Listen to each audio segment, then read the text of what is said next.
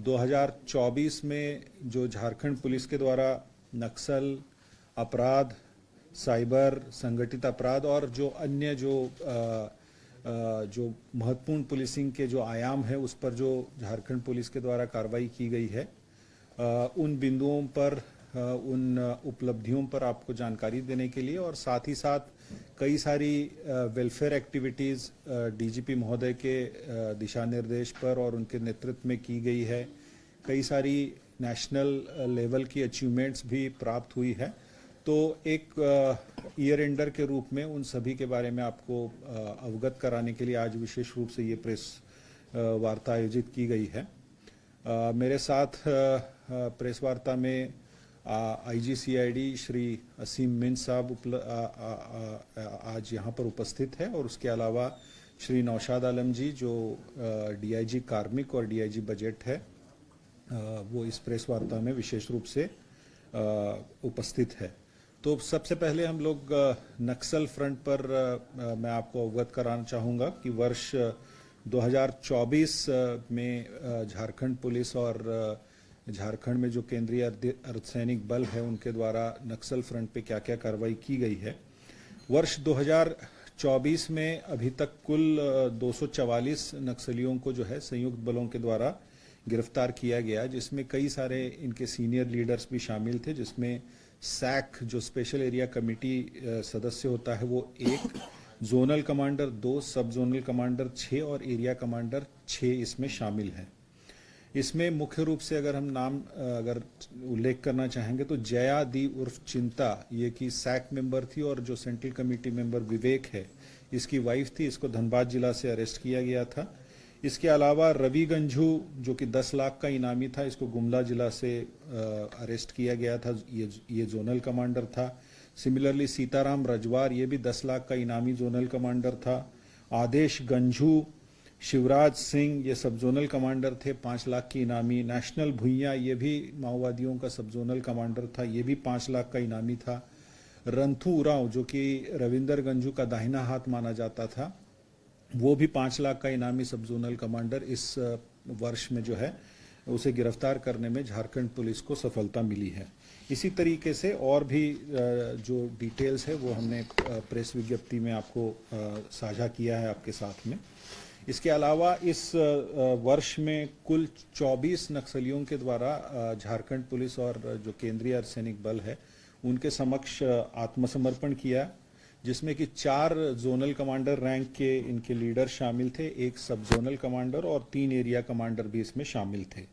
इसमें अगर उल्लेख करना चाहेंगे तो रामदयाल महतो उर्फ बच्चन दा जो कि 10 लाख का इनामी था और जिसे कस्टोडियन ऑफ पारसनाथ कहा जाता था, यानी पारसनाथ जो नक्सलियों की जो एक बहुत बड़ा गढ़ माना जाता है, एक तरीके से उस क्षेत्र को का पूरा रख रखाव का जिम्मा जो है रामदयाल महतो उर्फ बच्चनदा के पास था। और करीब 30 वर्षों से ये उस एरिया में संगठन के साथ जुड़ा हुआ था। उसने पुलिस के समक्ष आत्मसमर्पण किया।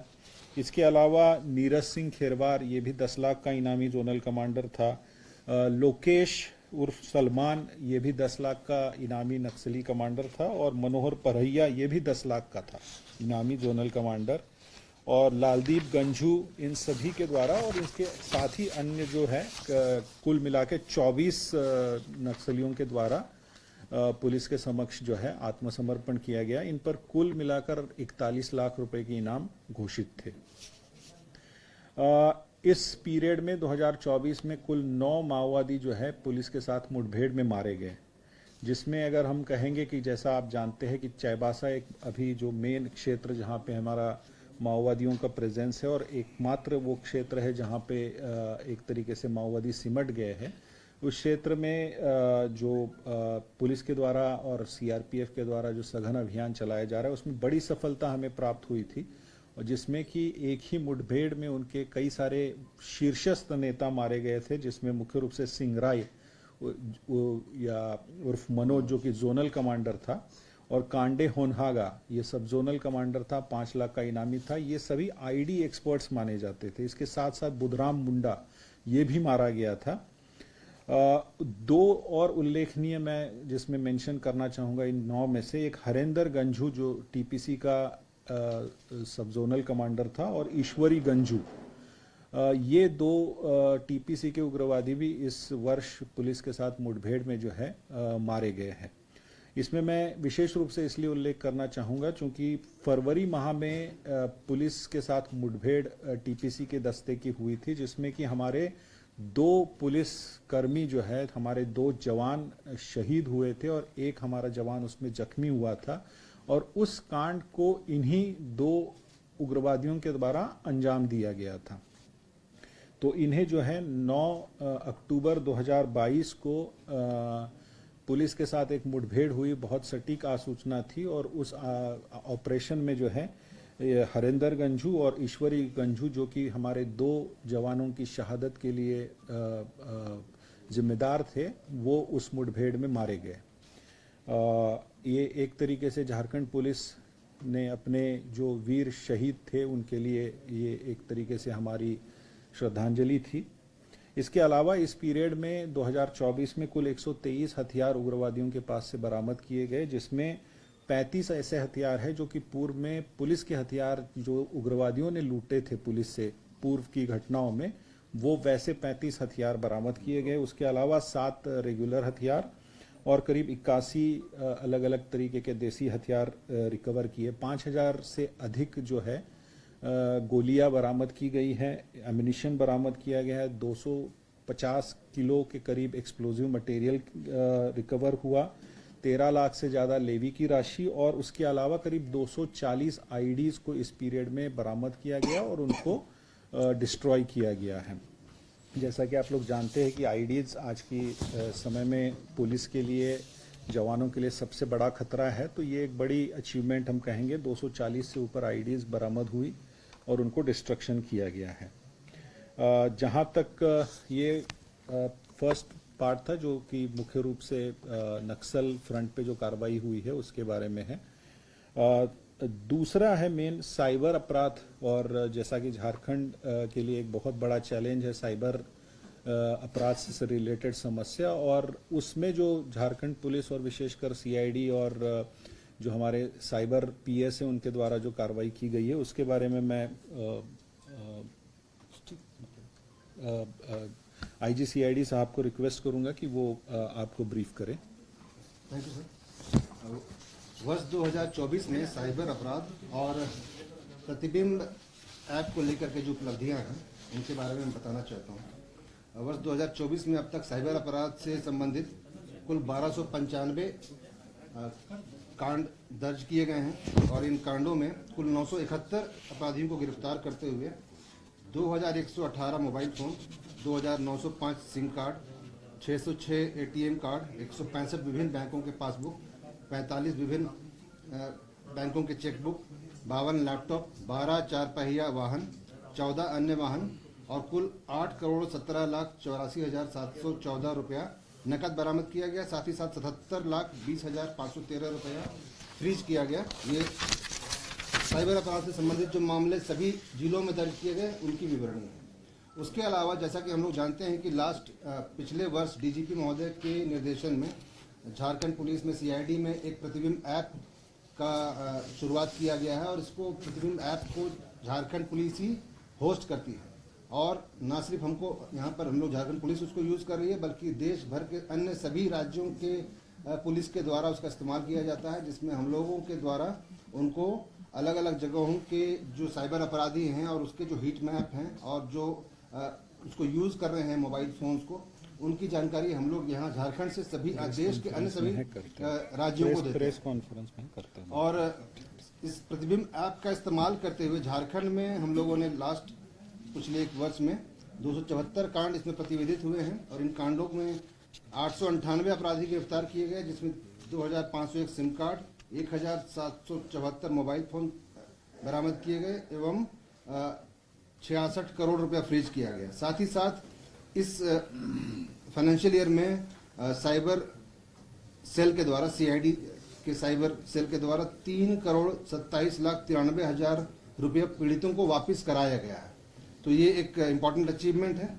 दूसरा जो है, इस प्रतिबिंब ऐप के बारे में मैं एक चीज़ और जिक्र करना चाहूँगा कि इस ऐप के निर्माण के लिए इस बार हमारे डीजीपी सर को दिल्ली में माननीय होम मिनिस्टर अमित शाह जी के द्वारा सम्मानित भी किया गया है।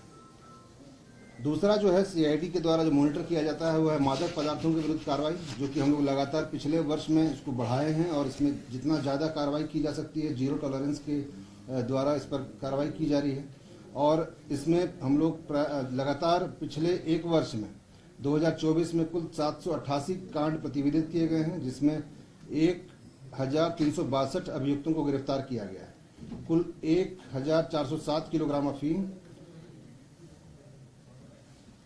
18.29 किलोग्राम ब्राउन शुगर, 36 ग्राम हीरोइन, 4251 किलोग्राम गांजा, 55,333 किलोग्राम डोडा, उसके अलावा 7,115 टैबलेट, 4,434 कैप्सूल, कफ सिरप के 10,000 से ज़्यादा बॉटल्स, 1720 पीस इंजेक्शंस और 1,82,51,950 रुपये बरामद किए गए। उसके अलावा इस वर्ष में 3,974 एकड़ की भूमि में लगे हुए अवैध अफीम की खेती को नष्ट किया गया। Thank you sir. इसमें जैसा कि आईजी-सीआईडी साहब ने बताया, अफीम के विरुद्ध जो कार्रवाई हो रही है अभी, इसमें मैं विशेष रूप से उल्लेख करना चाहूँगा कि राज्य सरकार की ओर से ये सभी जिलों को सख्त निर्देश दिए गए हैं कि किसी भी तरीके से झारखंड के किसी भी जिले में अफीम की खेती या उससे संबंधित कोई भी एक्टिविटी बर्दाश्त नहीं की जाएगी। और उसी कड़ी में अभी विगत कुछ दिनों पूर्व गृह सचिव महोदया द्वारा एवं डीजीपी महोदय के द्वारा जो अफीम से रिलेटेड अफेक्टेड जिले हैं, खासकर चतरा और उसके आसपास के जो क्षेत्र है, लातेहार, रांची का कुछ क्षेत्र और हजारीबाग का क्षेत्र, इनमें विशेष रूप से एक रिव्यू मीटिंग का भी आयोजन किया गया था। और इसी प्रकार से जो अन्य अफेक्टेड एरियाज है उसमें भी आने वाले दिनों में लगातार इस पे कार्रवाई की जा रही है। इसकी समीक्षा लगातार हो रही है और इसके लिए जो ANTF है, एंटी नारकोटिक टास्क फोर्स, उसका भी गठन किया गया है, जिसको आईजी-सीआईडी हेड करते हैं और उसके द्वारा लगातार इस पे कार्रवाई की जा रही है। और 1,82,00,000 नगद कैश की बरामदगी भी इसमें हुई है। नेक्स्ट जो बिंदु है वो मुख्य रूप से जो संगठित अपराध और उससे रिलेटेड जो खासकर हमारी ATS को जो विशेष जिम्मेदारी दी गई है संगठित अपराध के विरुद्ध कार्रवाई करने के लिए, तो उससे संबंधित जो है उसमें मैं कुछ ब्रीफ करना चाहूंगा। तो इसमें वर्ष 2024 में कुल ऐसे 97 एवं इंजीनियर बनकर भरे सफलता की ऊंची उड़ान, जहां साधारण छात्र भी झारखंड टॉपर्स बनकर बना रहे इतिहास। दूरदर्शी शिक्षाविद श्री विपिन सिंह के मार्गदर्शन में मेडिकल एवं इंजीनियरिंग के लाखों छात्रों के लिए आशा की किरण के रूप में गोल nation's leading institute. TheFollowUp.in. Like, share, and subscribe. www.thefollowup.in